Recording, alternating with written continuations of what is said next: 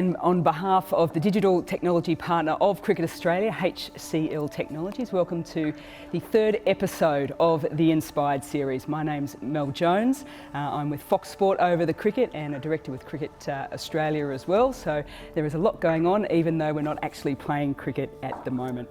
HCL Technologies and Cricket Australia, on behalf of us all, would like to acknowledge the Wurundjeri people of the Kulin Nation here in Melbourne and the Gadigal people of the Eora Nation in Sydney, the traditional landowners of the lands in which we're presenting these webinars today. Wherever you're joining us, please welcome, and we hope that you are safe and well and happy, and most importantly getting relaxed and settled in for what I think will be another fantastic hour of fun entertainment from three exceptionally inspiring women involved in the game of cricket.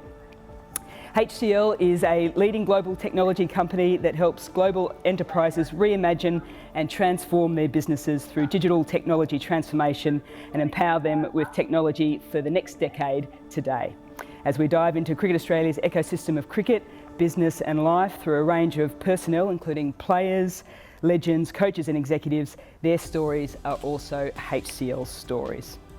In episode 1, we spoke all things leadership with the captains of our national teams in Meg Lanning, Tim Payne and Aaron Finch.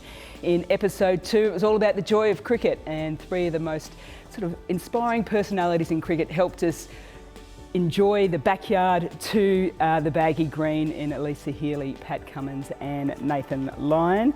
And today we focus on the trailblazers, the pioneers and the ceiling smashers. We are talking all things women's cricket.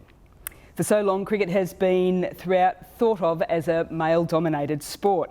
However, cricket has been making huge contributions, the women within the game, right from the very beginning. Contributions that were groundbreaking and game-changing both on and off the field. Let's go back a little bit in time. Christine Wills made a huge impact in the early 18th century when she decided that underarm bowling wasn't fit for cricket. We needed to go overarm. It was banned. All the men in the game said, no, you can't be doing that. But eventually they clicked on to the fact that it was a pretty important part of it, and it was introduced. Australia's first ever female representative in the green and gold was a cricketer. It was Faith Thomas, who debuted for Australia back in the 1958 series against England. In 1973, the first ever World Cup was played in England through the tenacity and drive of Dame Rachael Haynes Flint, and that was 2 years before the men's had their World Cup. England and New Zealand played the first ever T20 international back in 2004. Cricket has been a leader not just in increased pay, but also pay equality in the sport as well.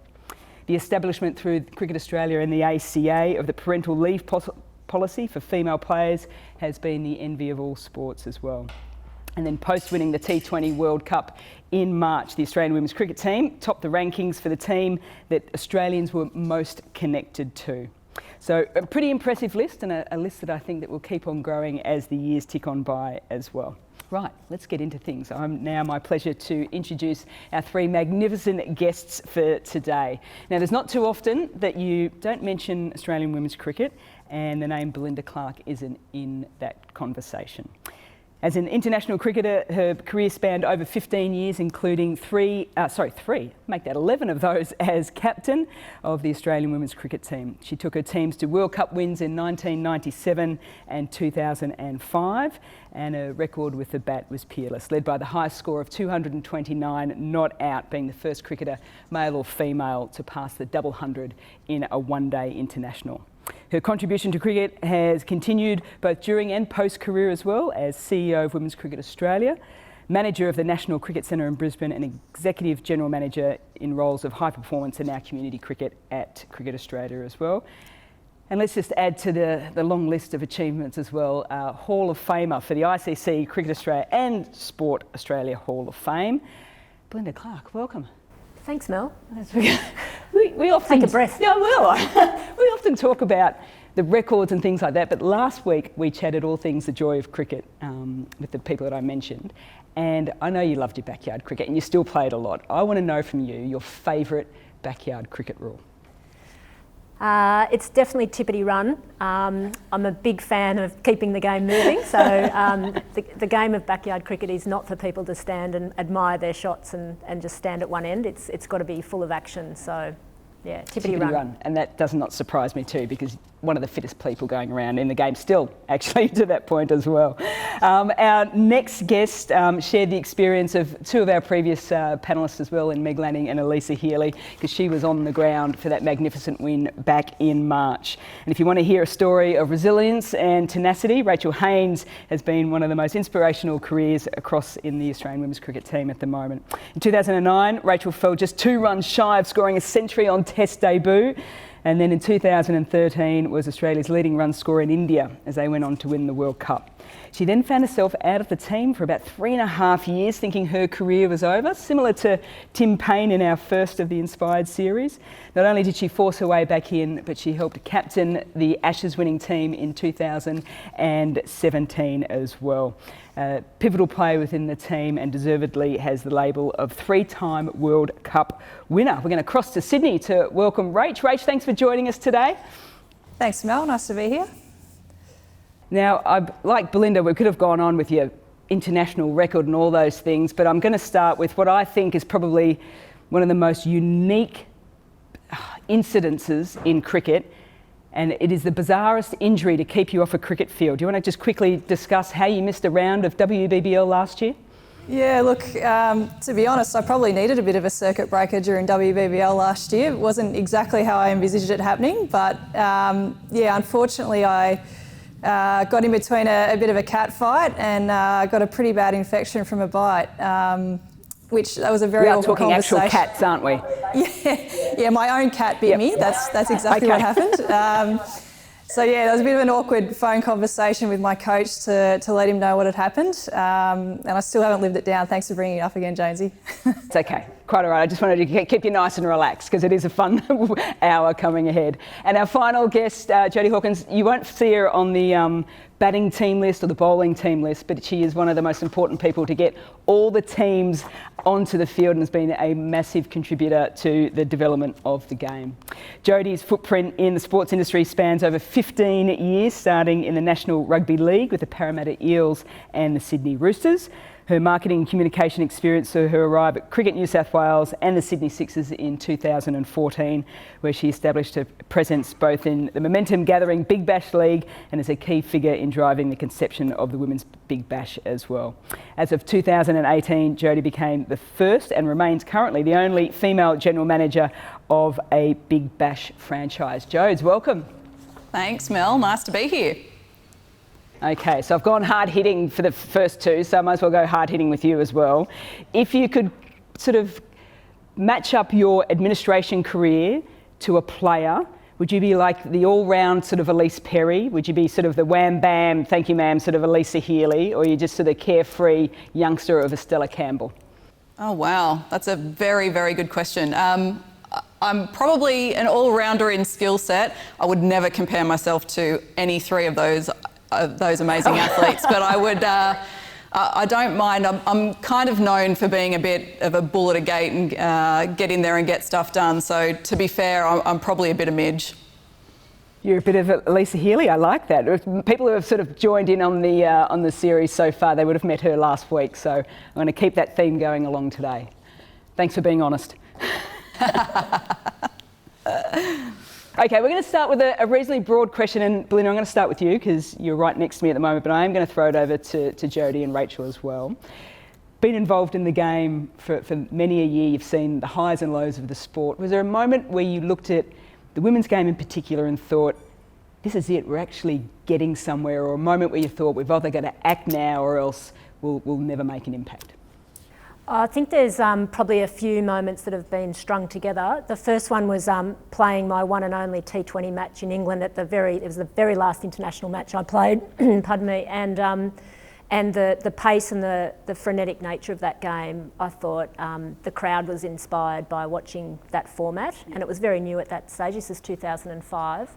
Well, it would have suited your tippity run backyard cricket style. It was, except I was 35 at that point, so that whilst I could run, I wasn't in great form. But and then I think sort of jumping forward to then that becoming an international game, and then the WBBL starting. They were the moments that I think it was really evident to me that the shorter format was the window to the world, both from a television perspective, but also from an entertainment perspective. So those things sort of nailed together allowed, I think, the sport to really step forward through the shorter format.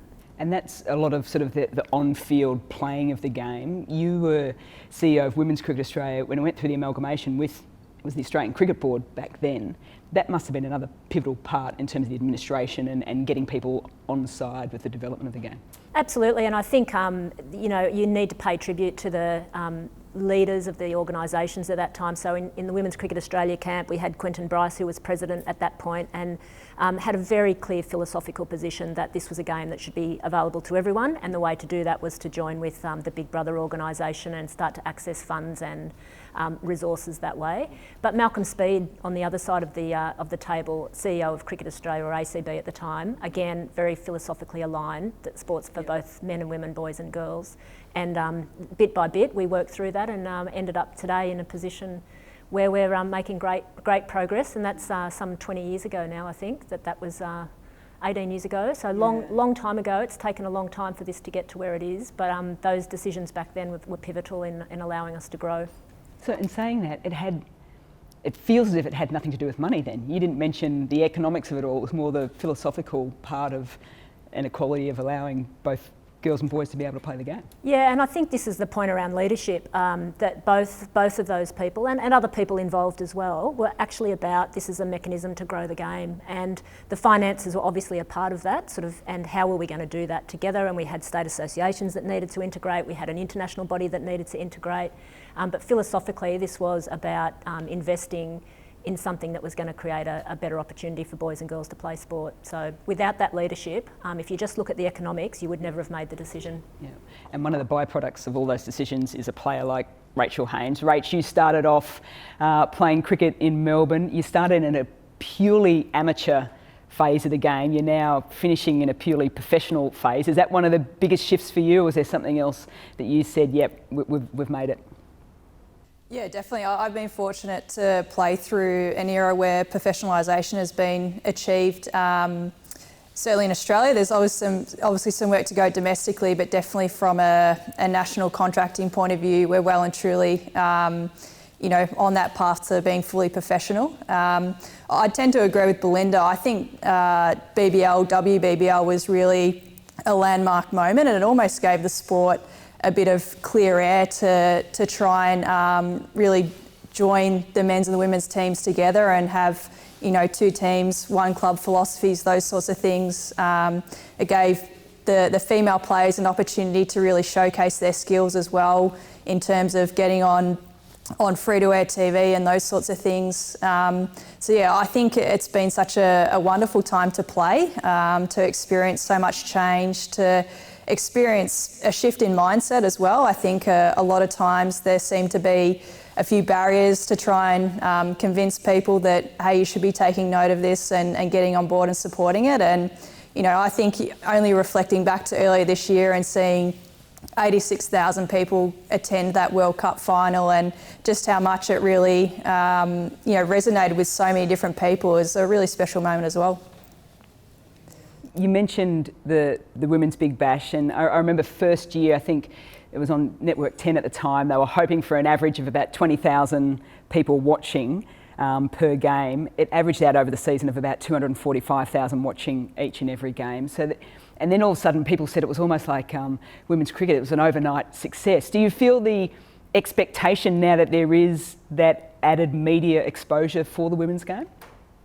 I think the expectation is a really good thing, and the most exciting part in that is I don't think players are at their ceiling either in terms of skill-wise and physicality in their own development. So there's a real, desire amongst the playing group to keep pushing what's possible. I don't think by any stretch of the imagination we've seen what the women's game can fully bring, and over time will continue to evolve. It's really exciting seeing players like Elisa Healy go out there and absolutely tear attacks apart, and more and more training alongside even New South Wales this season and seeing some of the younger girls come through. I think they come through at such a really high standard, and we're going to see that, seep through as well over the coming years. The benefits of having WBBL and those young girls watching are now actually playing the game and coming through the pathway of cricket, which is really exciting. Jodes, we've got two players, with their comments. I'd love to get your perspective on it, because you didn't start off in cricket, you were in NRL for quite some time. Did you look at women's cricket and cricket in particular and thought, oh, they've got a really good chance, or wasn't it until you got inside it and sort of understood the mechanics of it all, you thought, okay, this has got a really good opportunity if we do things right? Yeah, to be fair, it wasn't really until, as you said, I got into cricket that we ever really discussed women's sport in general. I've been really lucky to be involved with the BBL from the very beginning, and I was absolutely blessed to be involved with the start of the WBBL, and it wasn't really until that process that we began to understand that the impact the elite level of the sport could have in that participation sphere, but also what it meant for Australian sport and women's sport in this country. My personal belief is we were one of the first sports to really go hard at it, that from a sport that came from more of a male background. Obviously, netball's been an absolute trailblazer from a women's sport and promotional point of view, but it's been different when you're coming from that men's sport background and bringing the women onto that same level. I just remember a couple of years ago standing at Drummoyne Oval with a sold-out sign at the front. Gorgeous day, albeit very, very hot. And just to feel, I just had this amazing sense of satisfaction that we'd managed to build something that we envisioned back in, WBBL 1 and probably the 6 months prior. And to sort of see that and see the success and what it has done for women's sport. You look at the WBBL, then you look at the World Cup. I don't think it's any long stretch that some of the other major women's sports are really starting to take off, because we've managed to really lead, I believe, in that space. But the beauty of women's sport is that everyone's in it together as well. So everyone's there to build each other up and to build the sports up, because we know that's what is right. That's what we want to be doing. Is that one of the biggest differences between the men's and women's game? There does seem to be a real collaborative kind of approach between different leagues. Yeah, definitely. The men's leagues are still very competitive with each other, which you'd say sometimes is a bit silly. There's definitely things we can learn, especially at the moment, from what each other's doing. But definitely in the women's space, I've got a lot more contact with other administrators that work within women's sport than I do with men's sport. And there is really this genuine commitment to ensure that women's sport in this country it continues to be elevated up to we want to get to that same sort of exposure level as the men's. Belinda, when I was introducing you, we could only put still photos up. There wasn't actually any video footage. Not to say that was how I've got it on VHS at home if you want it. It might be on beta. But that's probably two things. One, it's just a shame that we don't get to see the legends in the game previous to this team now. So if we struggled to get footage of you, you wouldn't have seen women's cricket too much on television or heard about it. How did you get inspired to play the game? I think just the family, a brother that played. I just loved it. I was growing up during the World Series cricket era, so I had games under lights with coloured clothing, with superstars like Viv Richards and the Australian team with Greg Chappell, etc. So I think it was more the actual game itself. And I used to play in the nets at school with the boys. I'd take my bat to school with no intention of ever being able to play in a real game because girls didn't play. Yeah. But I just loved the skills. I loved the sport. And so bit by bit, I just sort of started to find my way through that. But it wasn't until there was a World Cup in 1988 that was held in Australia. That was on ABC TV at the MCG, the final. I just thought that was amazing that game was televised. I was at the end of high school at that time. At that point, it had well and truly taken over what I wanted to do with my sporting career. I can remember going to that 1988 final.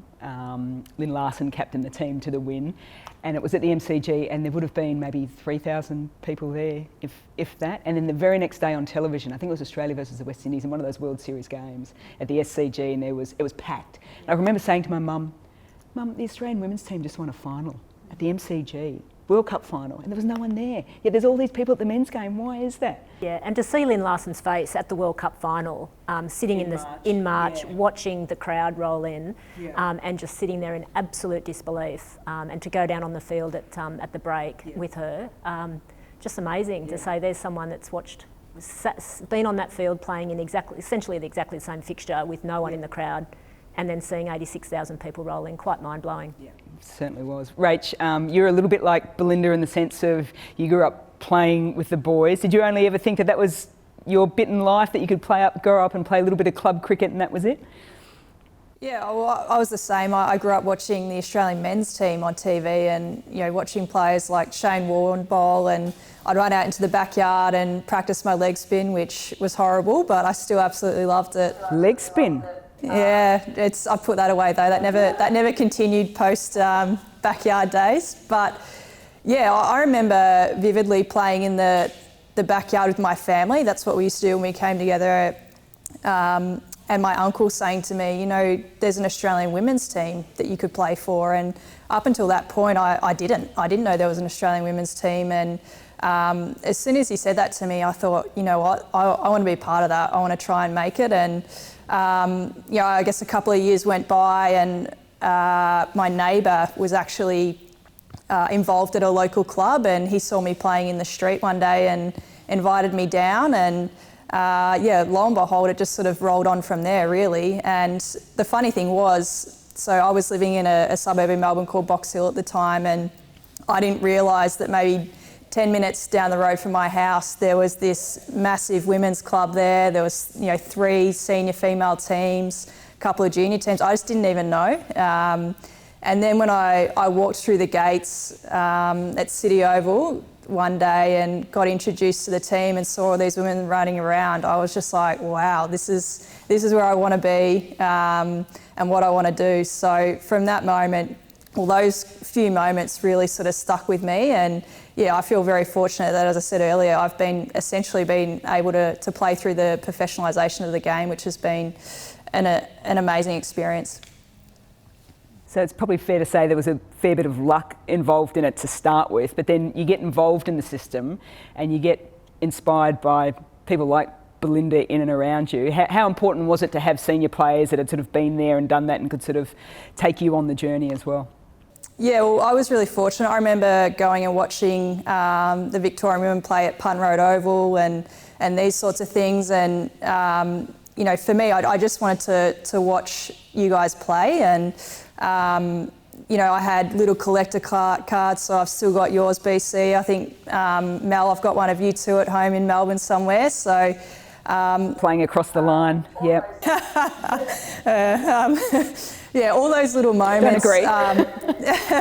I, really contributed to it. And then when I did eventually get in the pathway, I was fortunate to have opportunities where I did get to train alongside players like yourselves. And, for me, that was incredible experience as a kid coming through. And, even now I still think back to those little moments where I got the opportunity to learn off some amazing players. And, I think that really has stuck with me throughout my career. And yeah, I guess now I definitely realise the importance of having a presence and making sure that we're able, we're out and about and people can see how they can become an Australian cricketer.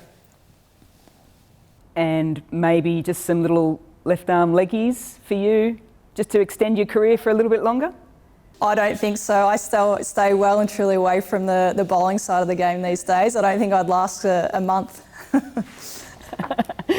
Jodes, two elite cricketers, and there's a pathway there. For you, in terms of your work career professionally, did you think about that as an administrator, that it's the same sort of journey in a way, that you sort of get in a pathway sort of system at the junior level and then you can try and work yourself all the way up to being a CEO of a state or even Cricket Australia?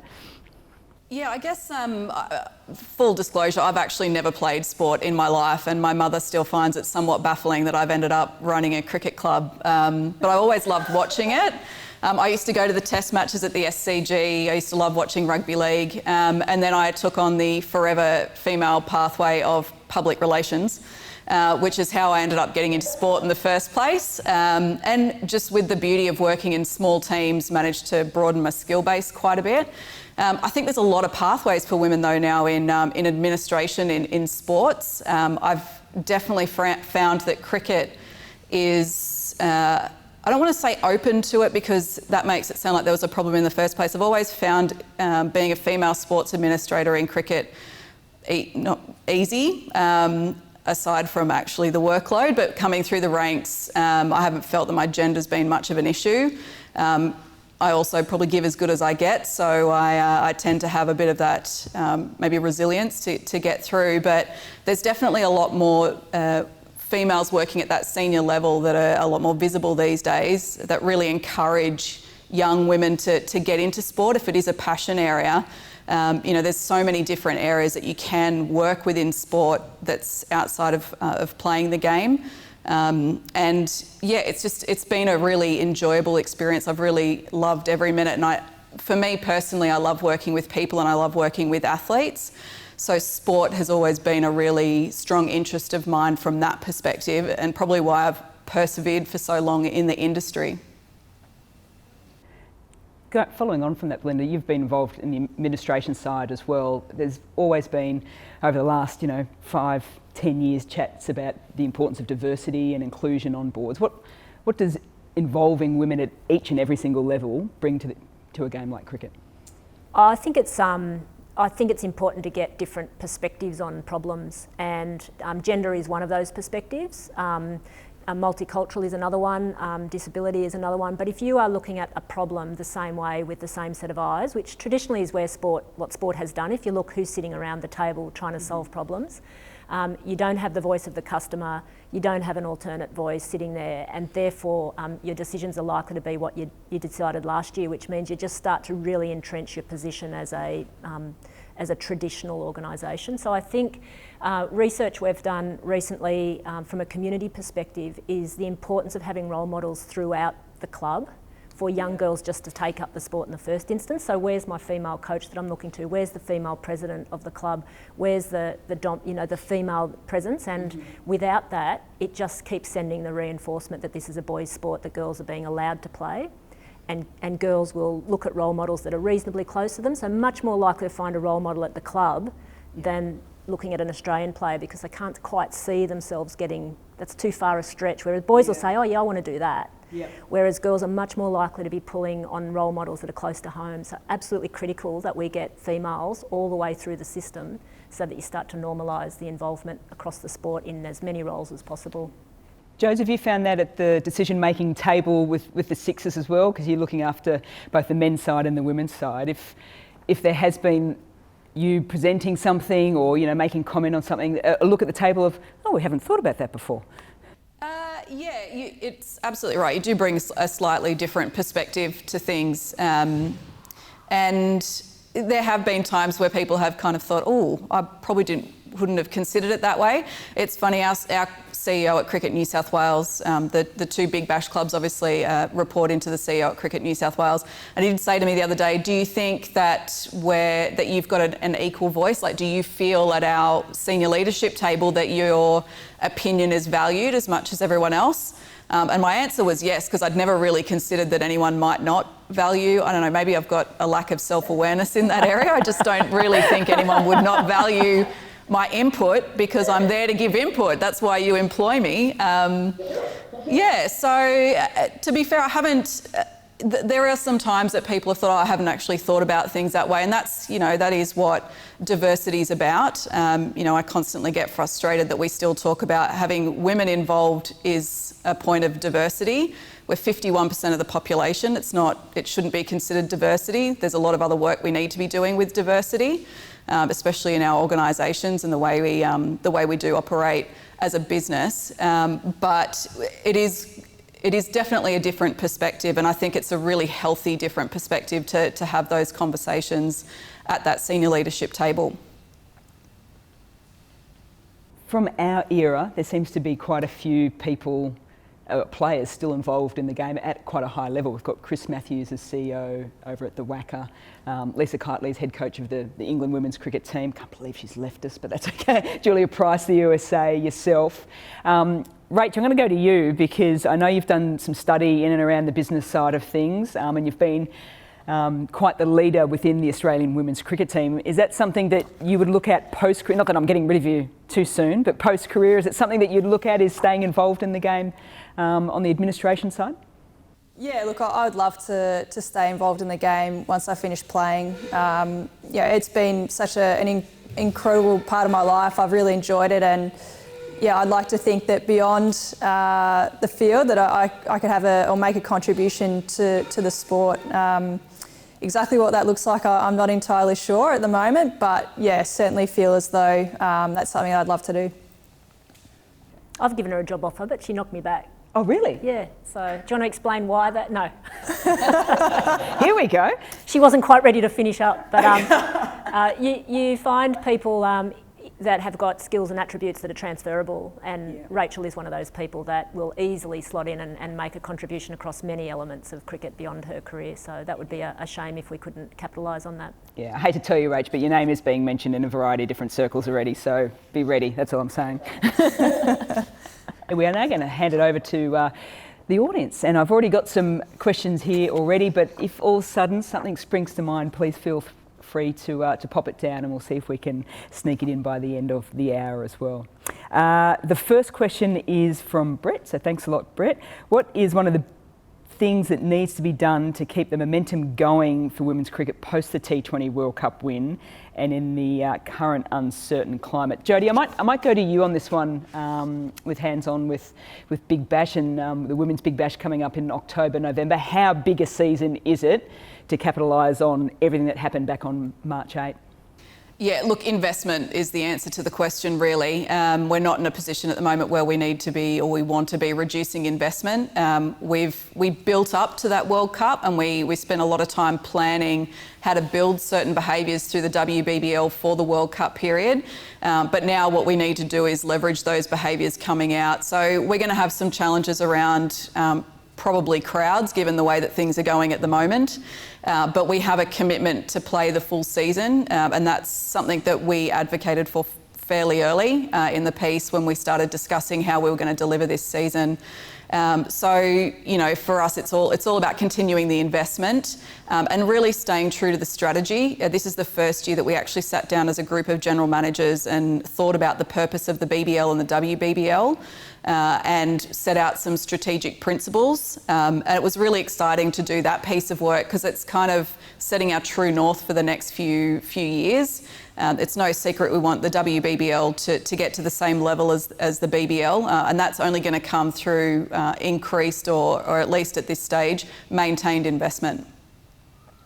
Was it a robust discussion at the table? Did you have varying thoughts being put forward?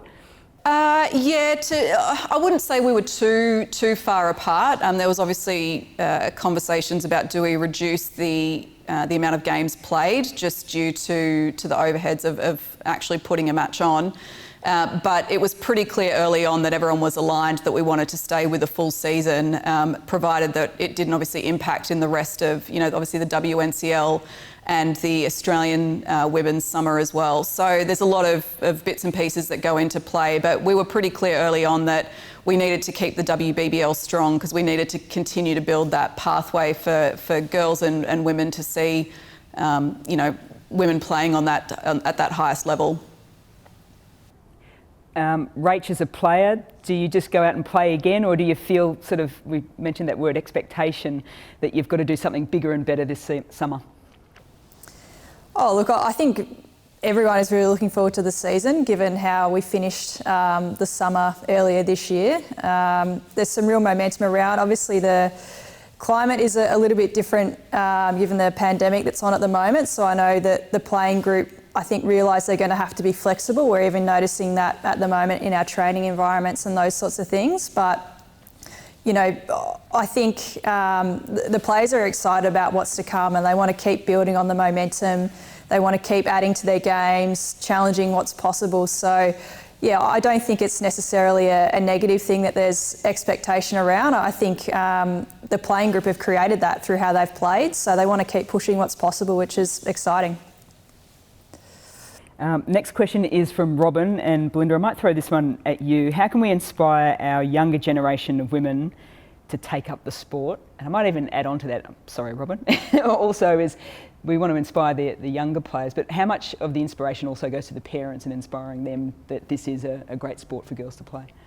Yeah, so the point around parents is critical. So generally speaking, at that age of sort of 5, 6, 7, where kids are starting to get into some sort of organised sport, it's program-based rather than competition-based.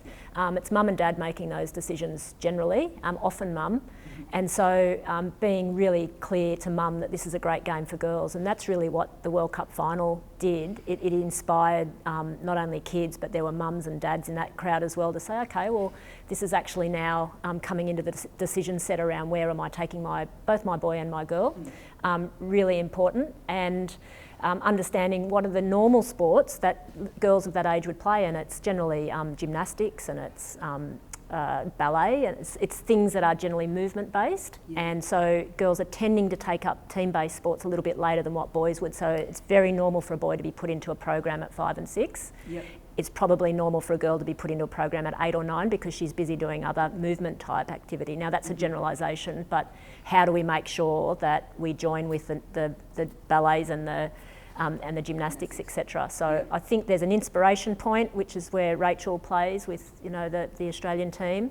There's an education piece, which is around mum and dad, and then there's an opportunity piece, which is around, you know, making sure girls know through school programs, etc., that there is a club down the road, and that she's not trying to make the leap of faith that Rachael had to make. It's a very clear pathway that her and her friends will walk down the path and join the local club.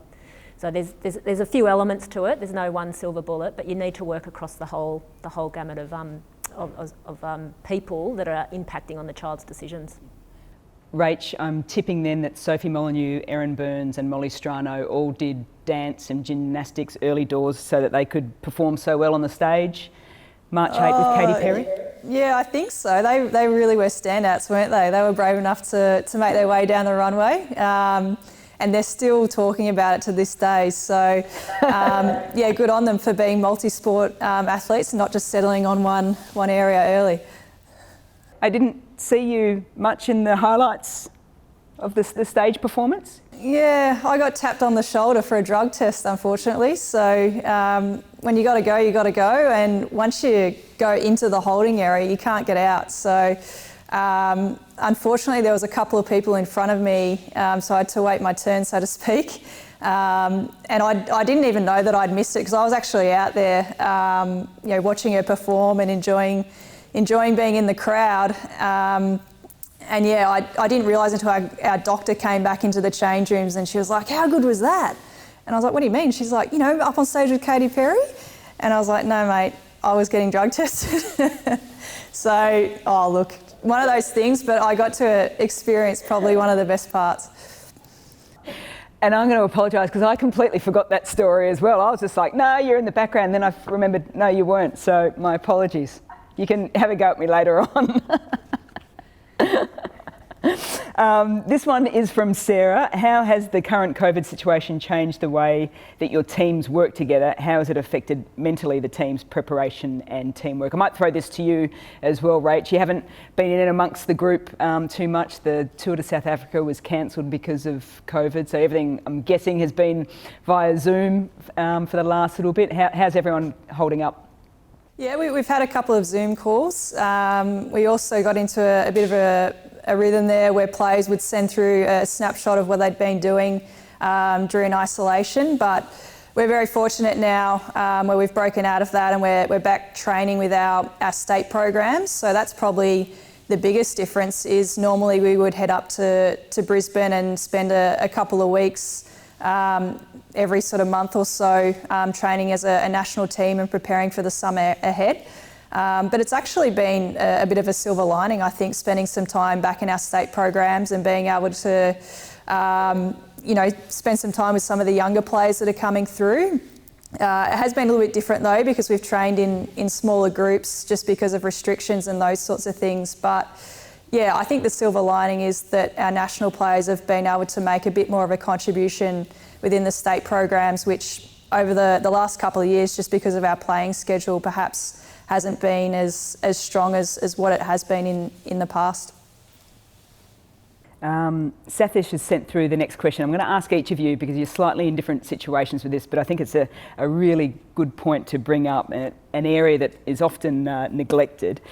Australia is doing great encouraging more female officials in cricket. What programs are in place to increase female umpires and referees? So often we talk about administrators and players. From a Cricket Australia perspective, how are things looking there?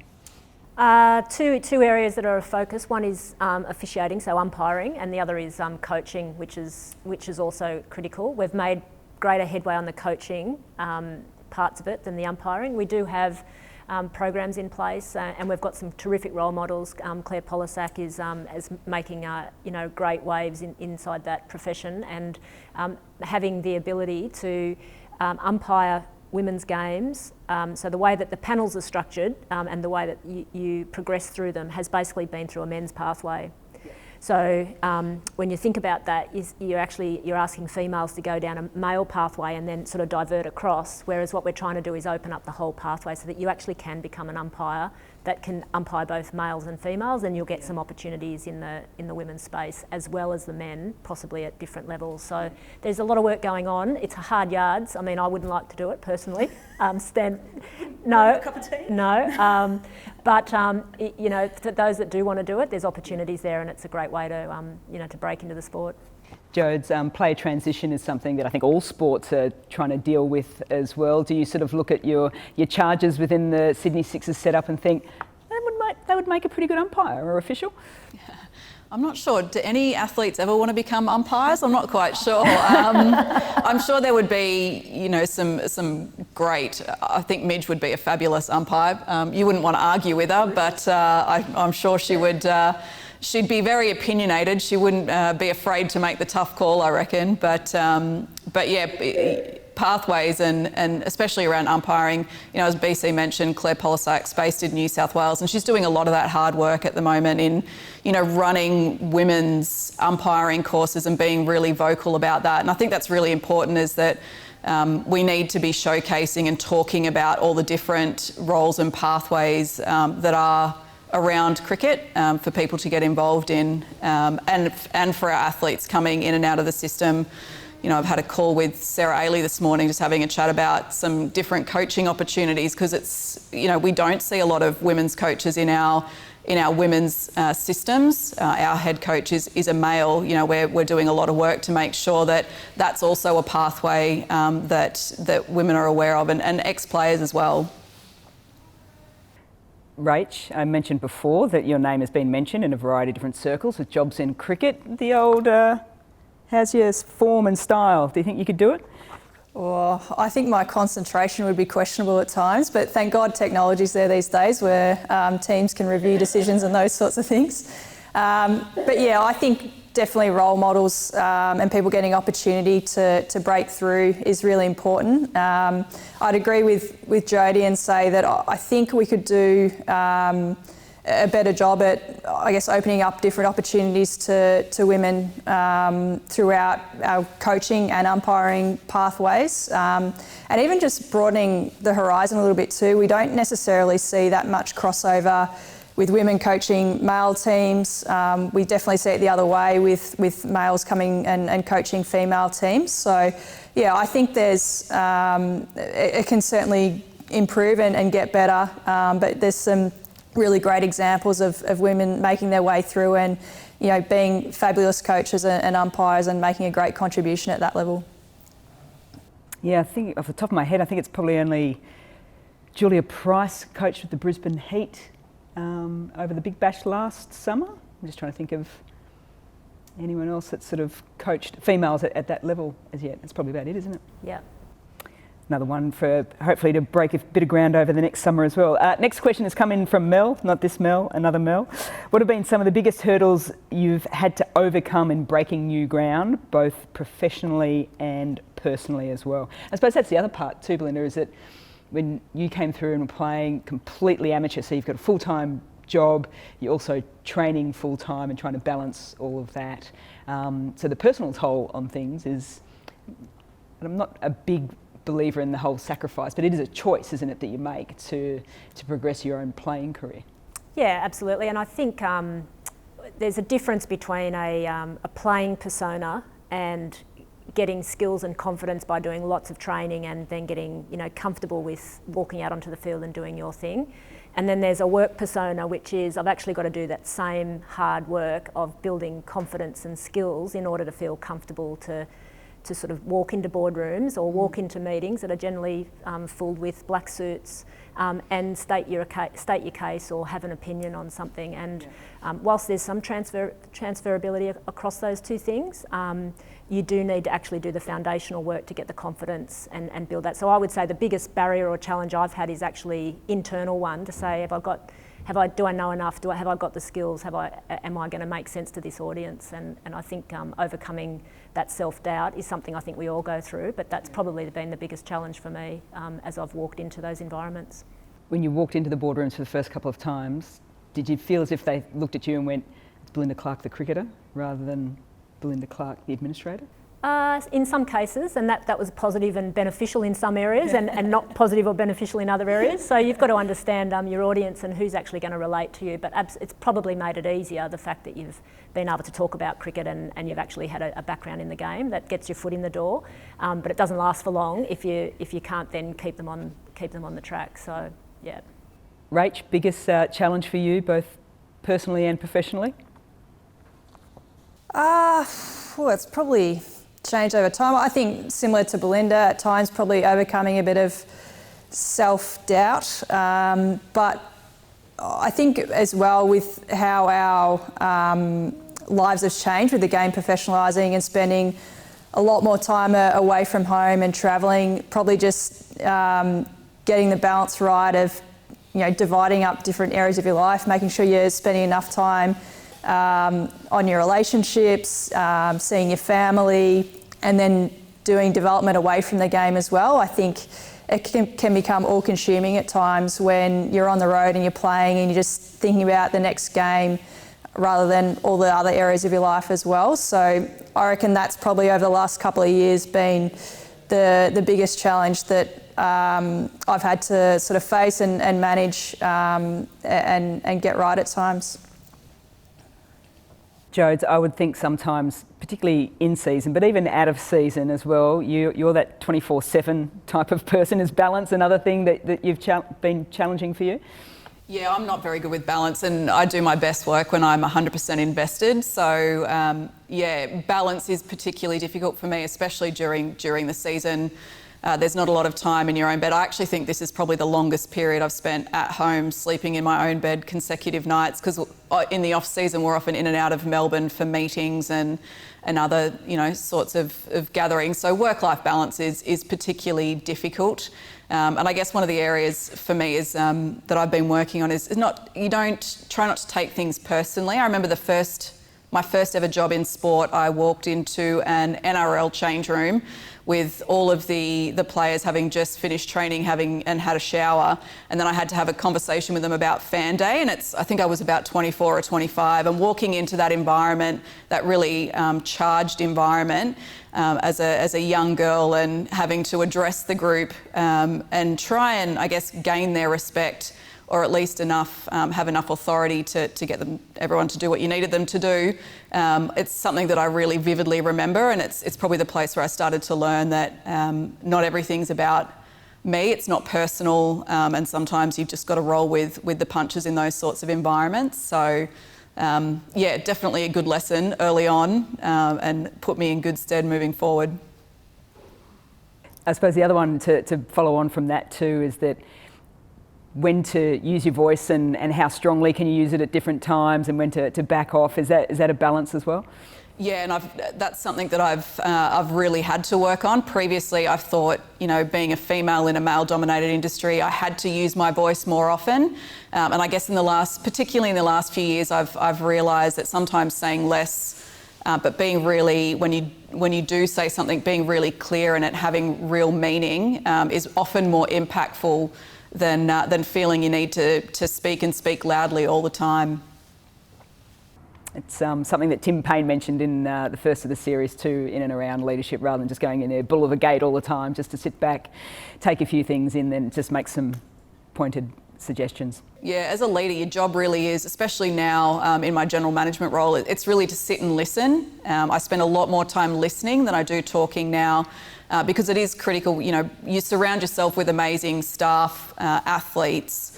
It's a good time to sit and listen to make sure that you are making the best decision for the business. And you know, other people are experts now. I don't have to be the expert in everything. I just need to listen and take advice.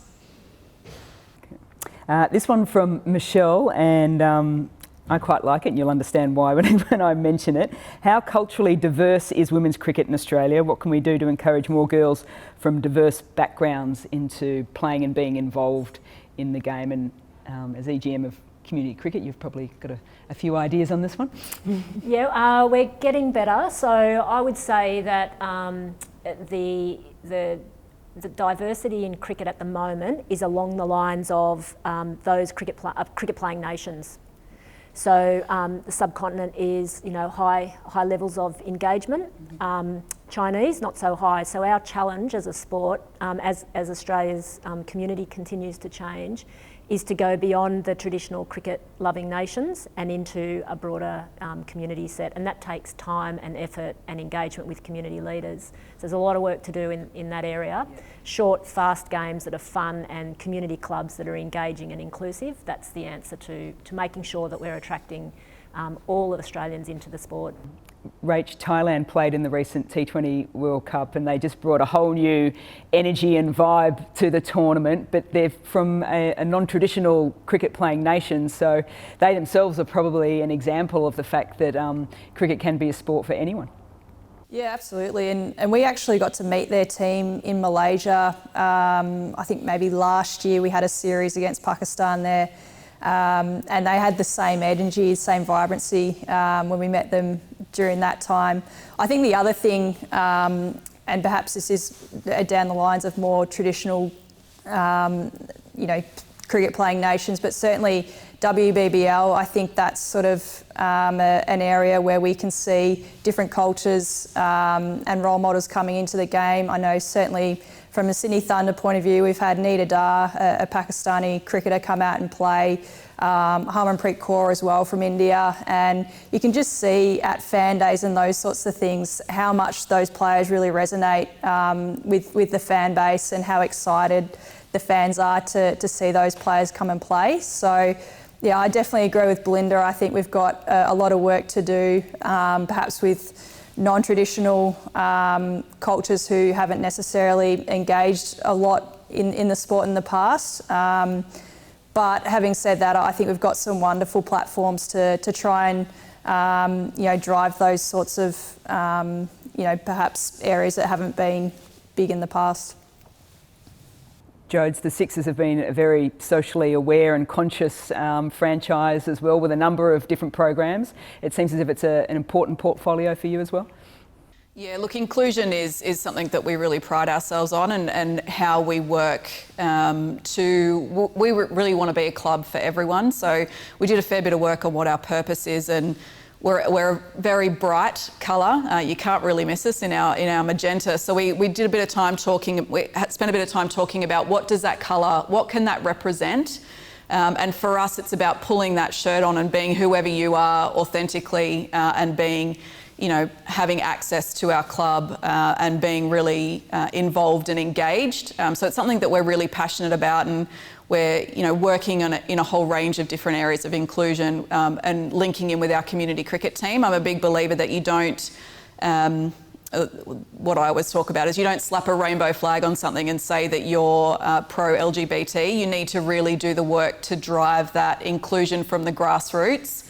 It's not something that's just a promotional tool. It's something where we need to make actual change, and anyone who says sport doesn't have a role to play in that area is kidding themselves, really. We are part of the Australian culture, and we have a responsibility to make sure that what we're doing is driving inclusion and really creating societal change, and it's something that we're particularly passionate about.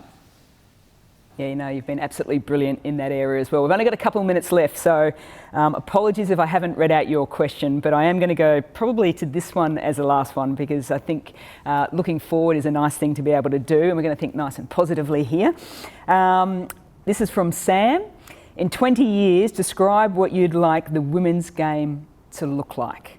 I'm going to give you a little bit of thinking music, thinking time before I direct it to Rach. Yeah, I'm going to, and you don't like me for that one, do you? 20 years' time. I never thought personally that I'd be at the MCG on March 8 with 86,000 plus people there, people streaming in, boys, girls, men, women, just completely engaged in a women's cricket game. So in some ways it's difficult to think where you could be in 20 years' time, because now all of a sudden, you know, anything could absolutely happen. And I've given you a little bit more time there, Rach. Yeah, thanks, Mel. Where are we going to be in 20 years? Oh, I think that replicated, really, not just it be one moment in time at one event. It's something that we actually see really consistently across the summer in different countries, not just in Australia. You know, we make that breakthrough in the subcontinent and those sorts of places as well. So, yeah, I think it's it's going to be a build-up of many moments, but not just for it to be, you know, one that stands out and then there be few and far between. I think it be a really consistent representation, and that our clubs, our teams are something that are big parts of our communities. We mentioned before that I was at the 1988 World Cup at the MCG when Lynn Larson played and the Australian team won, to then fast forward to when you were playing on the MCG only a couple of months ago to win that World Cup. You played in the 2013 50 over World Cup in India. I was commentating on that game. I don't think there was probably maybe 5,000 there at a push. Would that be the next thing for you to be able to say, right, in 20 years' time, it's IPL style, jam-packed stadiums, 80, 90,000 people there watching the game? Yeah, I think so, absolutely. That's probably the next frontier for us. Yeah, as I said, I think, you know, just having those one moments or single moments are really special, but having consistency around that and having fans that follow the team around the world and other teams as well. Jodes, in 20 years' time, you might have even pulled on the pads and had a bat or some sort of... No, you're laughing. Okay, let's ignore that. I'd probably lose all respect of everyone I work with, to be fair, if I attempted that. I have been asked a few times. The most I've ever done is gotten dressed up in the mascot and tried to catch an egg, so we'll leave it at that. For me, in 20 years' time, we'll have played 10 years of the WBBL out of packed major venues, and I mean the SCG, the MCG. Clearly the Sixers will have won a number of titles over that period. Many. At a sold-out final at the SCG. But also Australian, we've got to a point in Australian sport where we don't discuss women's sport as a novelty. It's discussed as sport. And I think that's really starting to show. I've got two nephews who are 6 and 8 and they love their cricket and they come to as much WBBL as they do BBL, and they don't see gender, they just see the sport. And that's where I'd really like to see us. We're just discussing cricket, and whether it's men's or women's, it doesn't really matter. We remove that commercial conversation about how the women's game doesn't necessarily bring in the same dollars as the men's game. So I think if we can be there in 20 years, we'll be pretty satisfied, especially as a group of administrators. Rachel's probably thinking she had the tough one going first, but you've probably got the tougher one going last after those two answers. Yeah. I'll take I suppose a community approach to the question, but we would have totally transformed the way that community sport operates. There'll be multiple ways that you can engage in sport. Some of it will be through what we consider the traditional club network. Some of it will be social. Some of it will be just in the street. But we will see equal numbers of boys or girls engaging in that transformed ecosystem, whatever that needs to be, in order to make sure that we're doing that. I'm in and around women's cricket almost 24/7, so you hear a lot of things and discussions and conversations, but can I please thank you guys, because a lot of what we've had a chat about today is sort of a little bit of new territory. I hope everyone listening in as well has got a better understanding of not just where the women's game's at the moment, but the people involved in the game and where it's come from as well, because I think that's an important understanding as well. So to Rachael and Jody, you might have an arm wrestle off in the studio as to potentially who's the next CEO, maybe of Cricket Australia, potentially sitting in the studio in Sydney. So thank you so much for joining in with us, guys. It's all yours. Thanks for having us. Thank you. See, they're being nice to each other. Belinda, thanks a lot. The queen of backyard cricket, Tibbity run cricket, everything it is all about. The enjoyment, I know you do. I can see it on your face.